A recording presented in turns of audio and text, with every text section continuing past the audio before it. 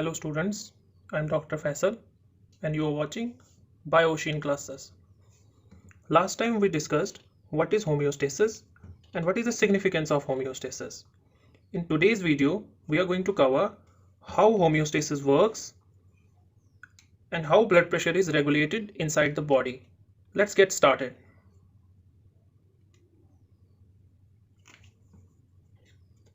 Homeostasis, it works on the principle of feedback mechanism.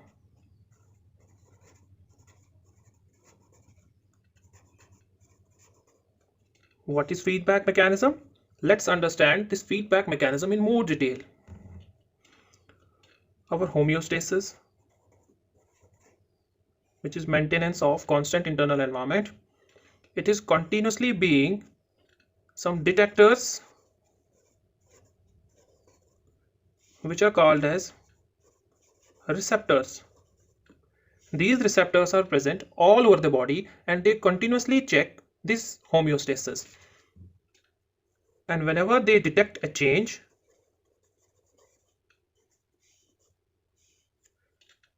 they get activated. And when they get activated, they send a signal to the brain. And when brain receives signal from receptors, it sends signal to the effector organs. And these effector organs bring back homeostasis back to normal. So this is how homeostasis works. We have some detectors called as receptors. They detect the change in homeostasis, and whenever they detect a change, they get activated. They send this signal to the brain, and brain activates effector organs which bring back this homeostasis back to normal. Now, what are types of feedback mechanisms? There are two types of feedback mechanisms: negative feedback and positive feedback. Let us understand this negative feedback and positive feedback in more details.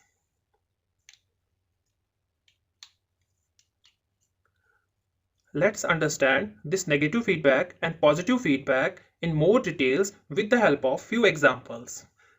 The first example is blood pressure.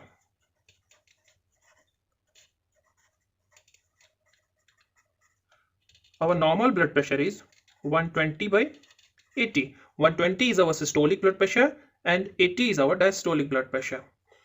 This blood pressure is continuously being checked by receptors known as baroreceptors.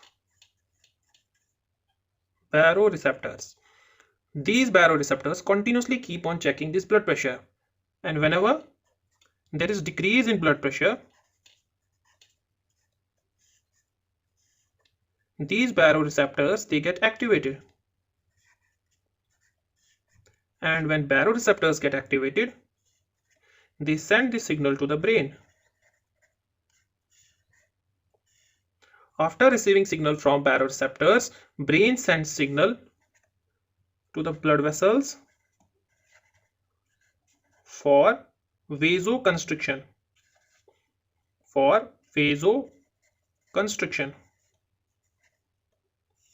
When blood vessels contract, it increases blood pressure, and thus our normal blood pressure is restored.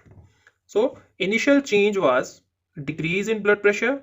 It was detected by the baroreceptors, and when baroreceptors detected this change, our brain increased the blood pressure and bring back homeostasis. So decrease in blood pressure, brain operates in a way to cause elevation of blood pressure which brings back normal blood pressure. This is the first example. Let's understand second example. Second example is childbirth, which is also known as parturation.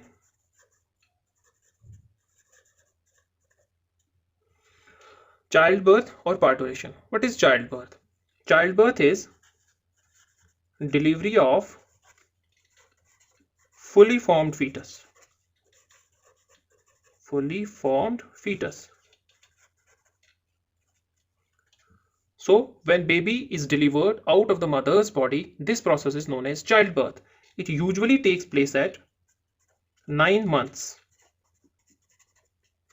and it is a neuroendocrine process. Let's understand this childbirth or parturition in more details.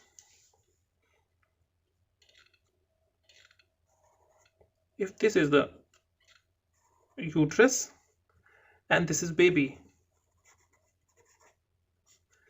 when a baby is fully formed, that is at 9 months, when a baby is fully formed, it sends a signal to the hypothalamus of mother.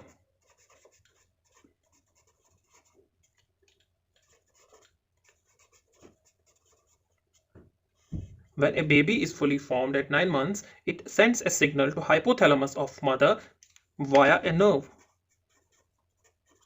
When hypothalamus receives this signal of fully formed fetus, it releases a hormone known as oxytocin from posterior lobe of pituitary gland. Okay, at 9 months, fetus generates a signal that goes to the hypothalamus of mother, and mother gives the signal to posterior lobe of pituitary to release a hormone that is known as oxytocin. This oxytocin enters the blood, and via blood it reaches all parts of the body. But when it reaches the uterus,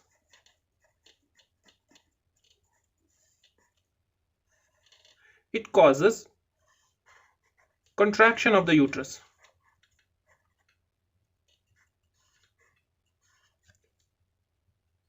So what happens? When a baby is fully formed at 9 months, it generates a signal that goes to hypothalamus, and from hypothalamus, oxytocin is released via posterior pituitary, which enters the blood, and this oxytocin acts on the uterus to cause contraction of the uterus.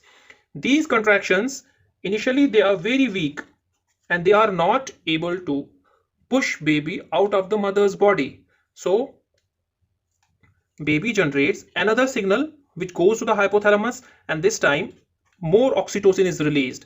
This oxytocin again acts on the uterus, causes contractions of the uterus, but again the contractions, they are weak and baby is not delivered out of the body.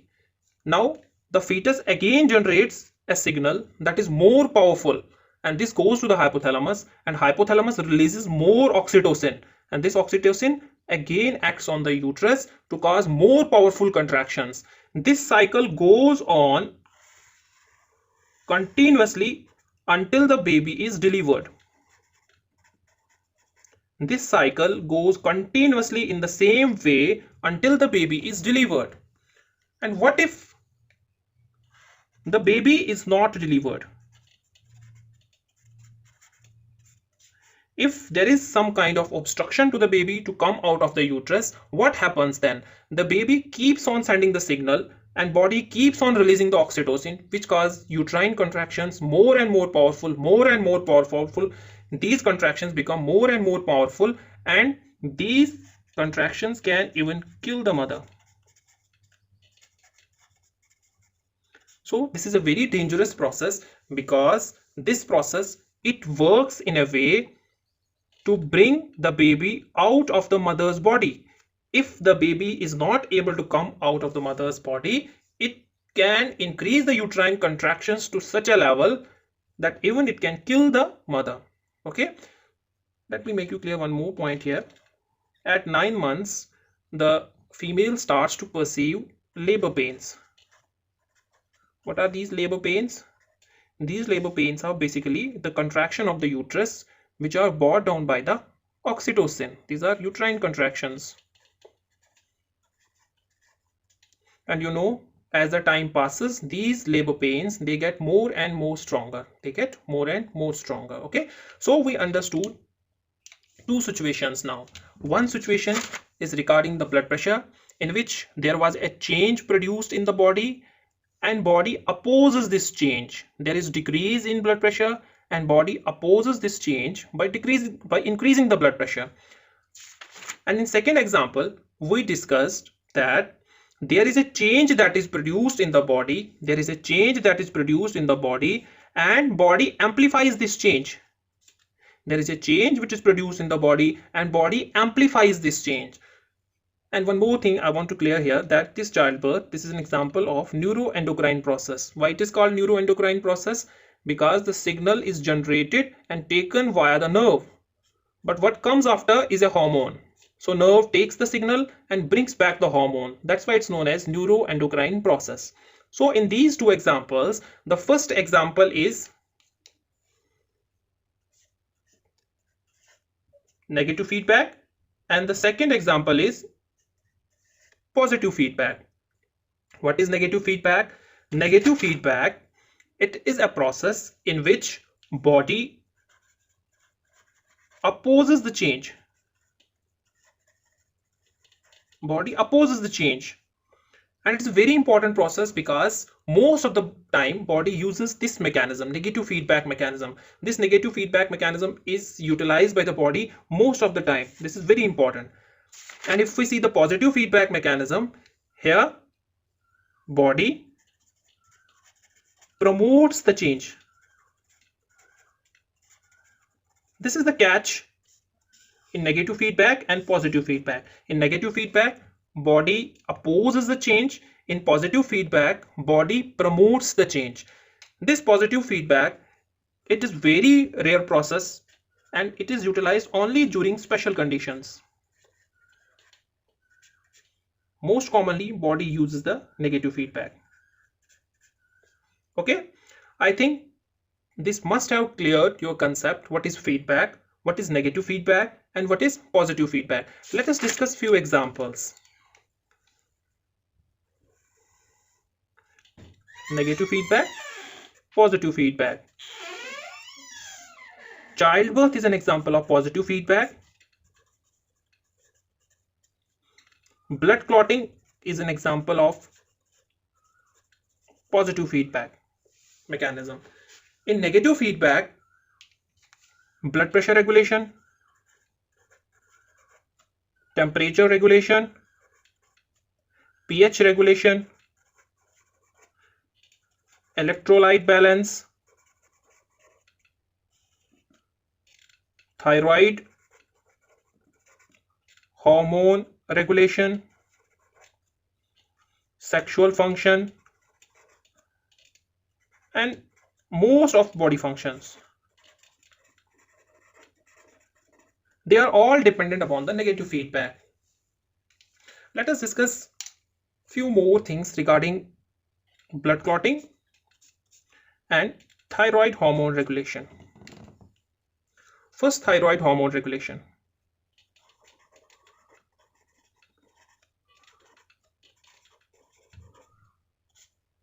Thyroid hormone regulation. We know our body has a gland in our neck that is called as thyroid gland. The function of this thyroid gland is to produce thyroid hormones. Thyroid hormones. So thyroid gland, it produces thyroid hormones. How this thyroid gland, it produces thyroid hormones? Basically, we have a gland known as hypothalamus and another gland known as pituitary. So I discussed three glands. One is hypothalamus, one is pituitary, and one is thyroid. Hypothalamus releases a molecule that is known as TRH. This TRH, it acts on the pituitary gland, and pituitary gland releases TSH. This TSH, this is again a hormone. It comes and acts on the thyroid gland. When it acts on the thyroid gland is stimulated to produce thyroid hormones. And once the thyroid hormones, they are produced, they go inside the blood. This is how thyroid hormones are produced in the body. Hypothalamus releases TRH. It acts on the pituitary. Pituitary releases TSH, which acts on the thyroid gland. Thyroid gland produces hormones which enter inside the blood. Once adequate quantity of hormones are produced and they are maintained in the blood, these hormones thyroid hormones themselves go to pituitary and inhibit their own synthesis. Try to understand. Initially, there were no hormones in the blood. Then thyroid hormones started to form. Once the thyroid hormones, they reach a level in the blood, at adequate levels, when they are enough in the blood, they go via the blood again to the pituitary to inhibit the release of TSH. When TSH is inhibited, thyroid hormone cannot produce thyroid hormones, which decreases the level of thyroid hormones in the blood. Once the levels they are decreased, this feedback mechanism is gone. And when this feedback mechanism is gone, pituitary again produces TSH, which stimulates the thyroid gland, and again the thyroid hormones are produced in the blood. This is the negative feedback, how this thyroid hormone, it is regulated inside the body. If you want to know the thyroid hormones, they are T3 and T4. So let's understand the concept of hypothyroidism and hyperthyroidism. I will give you two examples. One situation can be body has excessive TSH and T3, T4 are low. And another situation can be TSH is low but T3, T4 are excess. What I mean to say, whenever thyroid hormones will be in excess, they will inhibit the release of TSH. And whenever thyroid hormones will be less, TSH will be more. So TSH, it has inverse relationship with thyroid hormones. When TSH is high and T3, T4 is low in body, this condition is known as hypothyroidism. And when TSH is low and T3, T4 are high, this condition is known as hyperthyroidism. This is a very tricky concept because whenever a patient of thyroid disease comes to our clinic, we first order the evaluation of TSH. And if TSH is high, we come to the conclusion that it is hypothyroid. And if TSH is less, we come to the conclusion it is hyperthyroid. But patient cannot understand it. Patient always thinks that its TSH is high. Why the doctor is saying that I am hypothyroid? And in hyperthyroidism, opposite happens. Patient complains that, doctor, my TSH levels, they are low. Then why are you saying that my thyroid hormones, they are excess? I think from feedback mechanism, this should be clear to you that in hypothyroidism, TSH is high and T3, T4 are low. And in hyperthyroidism, TSH is less and T3, T4 are high. Okay. Now few words related to blood clotting.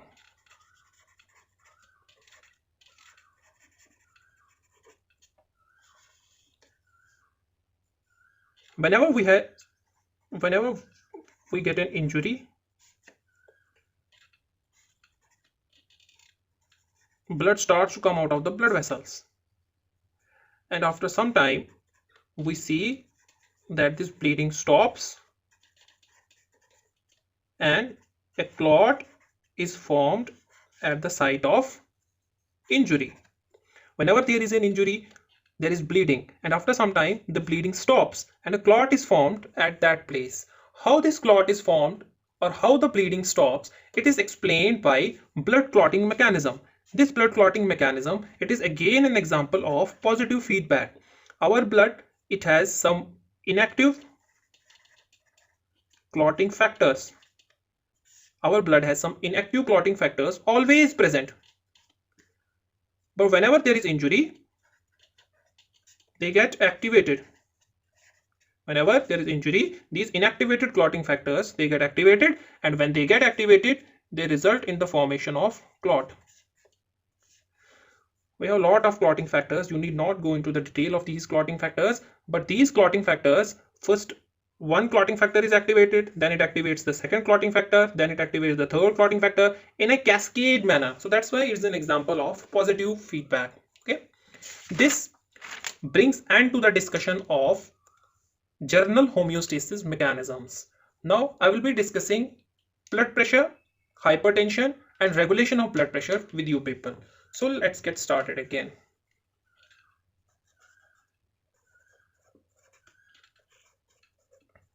Blood pressure. If I ask you what is blood pressure, most of you will answer that it is pressure of blood. It's a very layman term.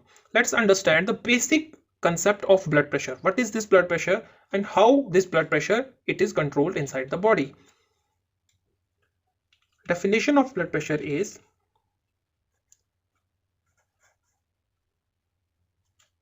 it is the pressure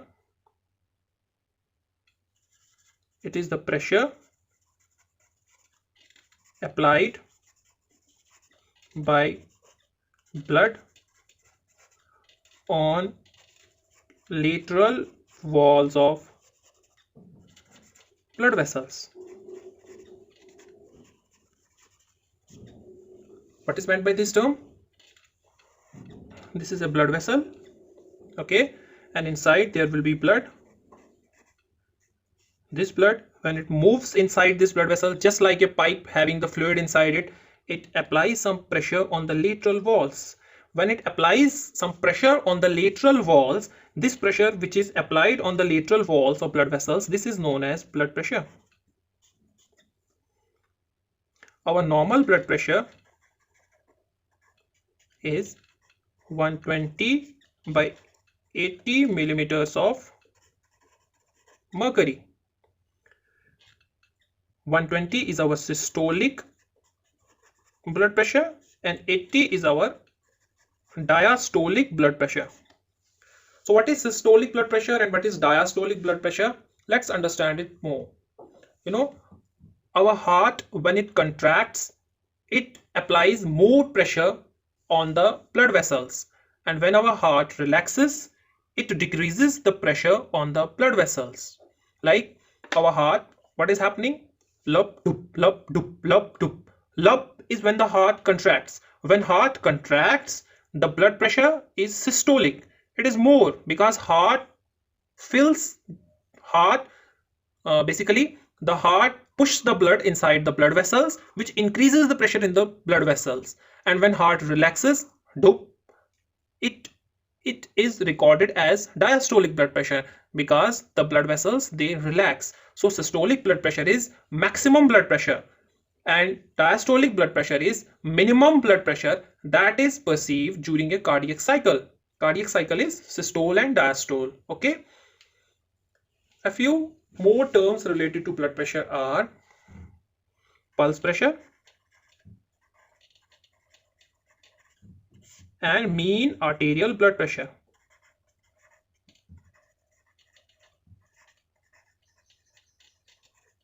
What is pulse pressure? Pulse pressure is systole minus diastole. Okay, systole minus diastole is known as pulse pressure. And what is mean arterial blood pressure? Mean arterial blood pressure is the average blood pressure which is always present in arteries, and it is pulse pressure plus 1/3 diastolic blood pressure. Okay, pulse pressure plus 1/3 diastolic blood pressure. Let us see the relationship of blood vessel wall and blood pressure. Let us see the relationship between blood pressure, blood and the wall of the arteries.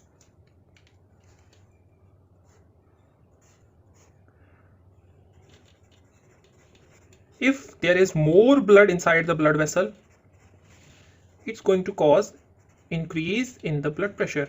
It's a very basic concept. And what about vessel wall?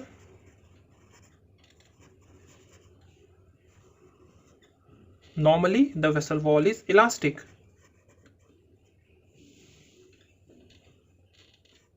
But if the vessel wall it becomes stiff or the vessel itself gets narrow, what happens to the blood pressure? If the wall of the artery becomes stiff, the blood pressure will elevate. And this condition is known as arteriosclerosis. That is stiffening of artery. And when it becomes narrow, it again is going to increase the blood pressure. Why? Because pressure is inversely proportional to volume. If volume decreases, the pressure is going to increase. And this condition is known as atherosclerosis. I discussed two terms with you. One is arteriosclerosis, one is atherosclerosis. Atherosclerosis, it's a common problem of old age. As our age increases, the elasticity of vessel wall decreases. And when elasticity decreases, the blood pressure with age normally increases. This is a normal phenomena. You have seen that after the age of 50, the blood pressure rises. And atherosclerosis, it happens because of more fat in body. If your body, it has more fat, it is going to deposit inside the blood vessels. And when it is going to deposit inside the blood vessels, like this, when your fat, it deposits inside blood vessels, a normal blood vessel which was having open lumen, it gets narrowed down by this fat, and this condition is known as atherosclerosis. So I discussed two things with you. With age, your blood pressure increases because arteries get stiff, and by consumption of more fat, the blood pressure increases because of atherosclerosis.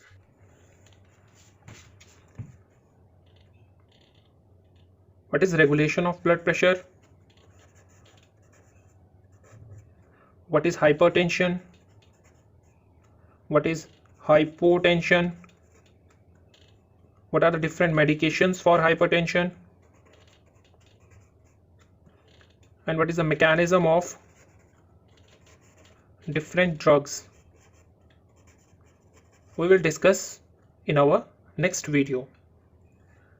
If you like this video, then please share with your friends and comment in the section below. Don't forget to subscribe the channel. Thank you.